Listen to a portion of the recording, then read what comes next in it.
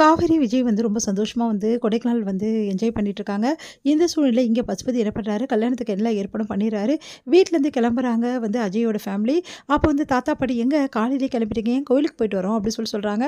"என்ன 3 பேரும் ஒண்ணா போறீங்க, நாங்களும் வரோம்" அப்படின்னோனே, "அதெல்லாம் ஒண்ணும் தேவையில்ல. நாங்க எங்க குடும்பத்தோட போறோம். ஏன் நிம்மதியா நாங்க தனியா போக்கூட கூடாதா?" அப்படின்றாங்க. உடனே வந்து, "நீ அமைதியா இருக்க மாட்டியாம்மா? அவங்க தான் குடும்பத்தோட போறேன்றாங்களே, விட்டுருமா" அப்படின்னு சொல்லிட்டு தாத்தா வந்து பாட்டிக்கிட்ட சொல்றாரு. "சரிங்க" அப்படி சொல்லிட்டு அவங்களும் சொல்லிடுறாங்க. "அப்பா நாங்க உங்க விஷயம் தலையிடல. நீங்க குடும்பத்தோடயே போங்க" அப்படி சொல்லிடுறாங்க. அடுத்து வந்து 3 பேருமே கிளம்பி போறாங்க. ஆனா மனசே கேட்கல வந்து ராதாக்கு.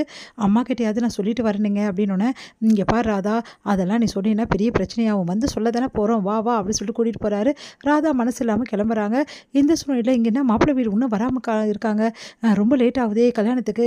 நேரத்தோட எல்லா வேலையும் முடிக்கணும் அப்படின்னு சொல்லிட்டு செமையா டென்ஷனா பசுபதி இருக்காரு.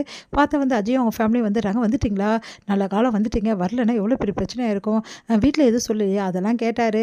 "நாங்க ஏதோ ஒண்ணு சொல்லி சமாளிச்சுட்டோம். இதான் ஒண்ணும் பிரச்சனை இல்ல. அதான் கல்யாணத்துக்கு எல்லாம் ஏற்பாடு பண்ணிட்டீங்களா?" "எல்லாம் பண்ணியாச்சு. எந்த பிரச்சனையும் கிடையாது. உடனே வந்து ஆரம்பிக்க வேண்டியதுதான்" அப்படி சொன்னோனே, "சரி விஜயும், காவேரியும் எங்க?" அப்படின்னோனே, "இந்த மாரி கொடைக்கானல் போயிருக்காங்க" அப்படின்றாங்க. உடனே வந்து, "பா என்னப்பா நீங்க இப்படி பண்ணிட்டீங்க?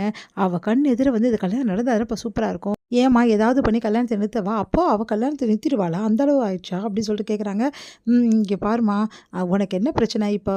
அவளுக்கு வந்து நீ கல்யாணம் பண்ணிக்கிறது அவளுக்கு தெரியணும். அவ்வளோதானே, தெரிய வச்சுருவோம். அதெல்லாம் ஒண்ணும் ப்ராப்ளம் இல்ல. பார்த்துக்கலாம் விடு" அப்படின்னோனே, சரிங்கப்பா" அப்படி சொல்லிட்டு சந்தோஷமா இருக்காங்க. உடனே அஜய் வந்து, "ராகினி நீ ரொம்ப அழகா இருக்க" அப்படின்றாரு. "தேங்க்ஸ்" அப்படின்றாங்க. அடுத்து வந்து எல்லாருமே வந்து கல்யாணத்துக்கான ஏற்பாடு எல்லாமே பண்ணிட்டுருக்காங்க.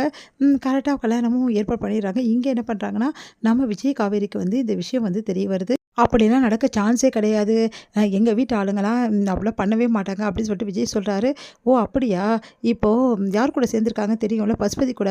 பசுபதி கூட சேர்ந்தா சும்மா இருப்பாரா அவரு? அவரோட புத்தி தானே மத்தவங்களுக்கும் வரும். கண்டிப்பா வந்து பாருங்க, ஏதோ பிரச்சனை கண்டிப்பா இருக்கு. இது வந்து கண்டிப்பா வதந்தியா தான் இருக்கும். அதெல்லாம் இருக்குமா இல்லையான்னு போய் பார்த்தா தானே தெரியும். வாங்க 2 பேரும் போலாம்" அப்படின்னு சொல்லிட்டு கோயிலுக்கு கிளம்புறாங்க.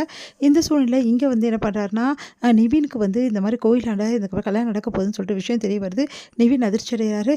உடனே நிவினும் அங்க வராரு. அதே மாரி காவேரி, விஜயும் அங்க வராங்க.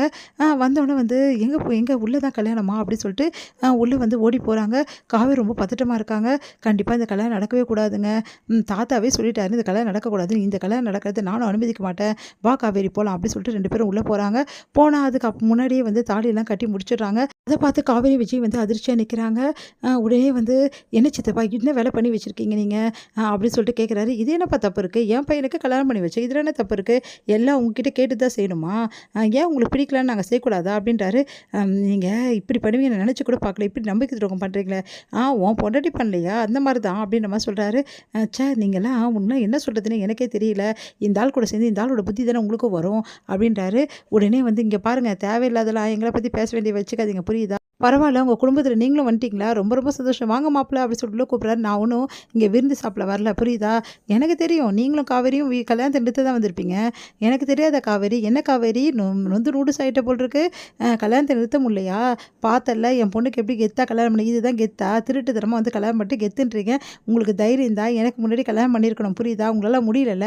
எனக்கு பயந்து தானே இப்படி திருட்டுத்தனமா கல்யாணம் பண்றீங்க. இதில வந்து இவ்வளோ வாய் பேசுறீங்களா?" அப்படின்னோனே, "அப்போ நான் உங்களுக்கு பயந்துட்டேன்னு சொல்றியா?" அப்படி சொல்லிட்டு ராகினி வராங்க. "ஆமா பின்ன பயந்ததால தான் இப்படியே கல்யாணம் பண்ணியிருக்க" அப்படி சொன்னோனே, "உன்ன அவ்வளோதான் சும்மா விட மாட்டேன்" அப்படி சொல்லிட்டு ராகினி வராங்க. உடனே அஜய் வந்து, எங்ககிட்ட இப்படி பேசுறியா?" அப்படி சொல்லிட்டு அவரும் வந்து வராரு.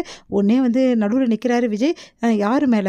காவேரி மேல ஏதா கை பட்டுச்சு அவ்வளோதான். என் பொண்டாட்டி யாராவது வந்து கிட்ட வந்தீங்க, அப்புறம் என்ன செய்வேன்னு எனக்கே தெரியாது. நீ வா காவேரி போலாம். இங்க பாருங்க, நீங்க பண்ணது எவ்வளோ தப்புன்னு கூடிய சீக்கிரம் ஃபீல் பண்ணுவீங்க" அப்படி சொல்லிட்டு விஜய் போறாரு. இது முடியுது.